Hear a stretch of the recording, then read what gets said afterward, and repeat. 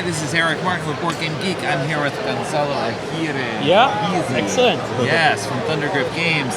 And Pedro Latro. Yeah, that's yes. it. Designer or co-designer? Yeah, co-designer. We're a studio in Brazil. Untitled the studio.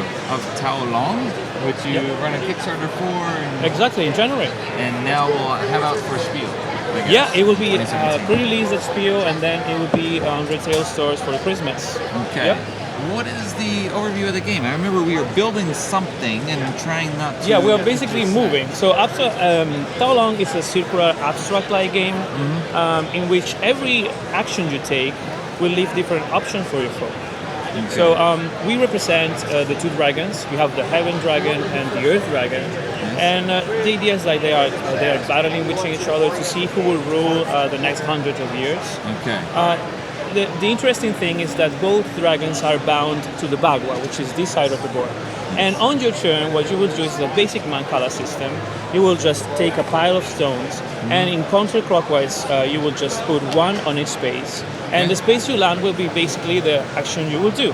Okay. The thing is that we have 8 different actions, but there are actually 4, and they are mirrored depending on where your dragon is facing. So, for example, if you do Heaven like this, and you are the Heaven Dragon, you will be able to advance 1 or 2 spaces vertically. Okay. And since it's mirrored, of course, you can, help me out with that. So, and in this case, it's the contrary. So if your dragon is facing horizontally, you can do Earth and advance 1 or 2 spaces. Okay. And we have other kind of actions too. For example, we have Wind and Thunder, which you can turn. So it is very fast because you can actually see in the iconography of the game where are you facing and what you can do with it. So in this case, if you're facing vertically, you can actually turn, and this symbol means you can do another turn. Okay. So basically the game has two parts. The first one, you will manipulate the Bagua, and then everything you do on the Bagua will reflect on the board of human, which is basically what your dragon will be doing. Okay. But of course, the Bagua is shared between the players. So everything I do, I will leave some stones, and you will do other actions, other movements. So the idea behind it is that it is this battle between dragons. You will like dancing around each other, and at a certain time we have the 2 main actions, which is the fire and the water, which is the action where you can use for attack of the other dragon. Okay. So let's say I land on fire. What fire will do, it's basically every action, fire, water, you have to move your dragon before attacking. So you have a free movement. In this case, I could put my dragon like this. And then you can either absorb fire or expel fire.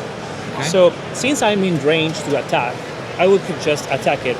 So you can absorb fire, and you will take 1 fire stone, or you can expel fire, and in that case, you will take the ruler, and you can either expel the fire vertically or like horizontally.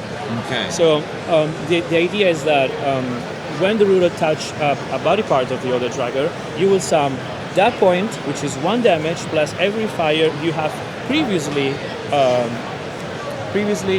absorbed. Yes. Yes, exactly. Okay. And with the water is similar, but you will do like this. So if I attack with water, you will take the ruler, you will do 1 damage, and instead of using the water, which is part of your life, you will use the Bagua you will use the water inside the Bagua. So in this case, it's just 1 plus 2 is 3 damage. Okay. The thing about it is that every dragon is made of water, so every time you get attacked, you lose water, and will go in the center of the Bagua. When you lose 4 water stones, you will lose a body part. The idea behind it is the attacks also are stackable. So if you do 6 damage, for example, you will lose 1 body part, and then you will lose also other 2 water stones. Okay. When a dragon loses 3 body parts, then you will flip it, and the other dragon will be the winner. Okay. Yes. The game is scalable to Yeah. any range of players, from casual to expert. Yeah.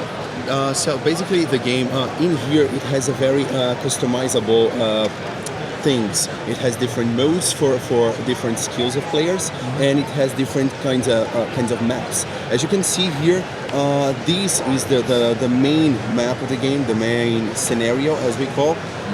And this scenario uses two different kinds of obstacles, which is the rock, that's basically a wall, just like the border of the game. And there are portals. So if a dragon enters a portal, it may come out on another portal, depending on the color of the portal. In this situation specifically, you just discard a fire and you come out on any portal facing any direction you want. Okay. So that's how the portals work. And some other scenarios of the game. So the game has plenty of scenarios. If you take a look here, you can see that there are plenty of scenarios. This is the one that we're playing at. There are some scenarios with different aspects of the game. And some of the scenarios are also going to use some small rocks. In some of the scenarios, the small rocks can be destroyed. So these small rocks are obstacles, and if you attack them, you destroy them. And this makes every game look a lot different. And also the game offers a variety of modes. So there is a solo mode solo variant in which the players can play, and also two different modes that can be played for different kinds of skills. So as you can see here on the Bagua, there are different colors of pieces. On the basic mode, you just don't care about the colors, and on the monk mode, these colors may combo with something, so the white stones are going to reflect on some things for the white dragon and the black for the black dragon. Right. And on the master mode, which is for very skilled players, there is this coin that is going to be used that basically is going to alter the direction in which the stones are dropped. Okay. So basically, you may drop the stones in a clockwise or in a counterclockwise or in a clockwise direction, depending on what's going on with the game. Okay. All right.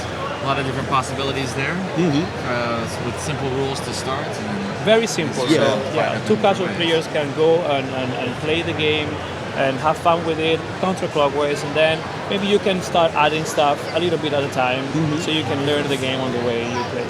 All right. Yep. Thank you. Thank you. So, overview of Tao Long. Thank you. Thank you.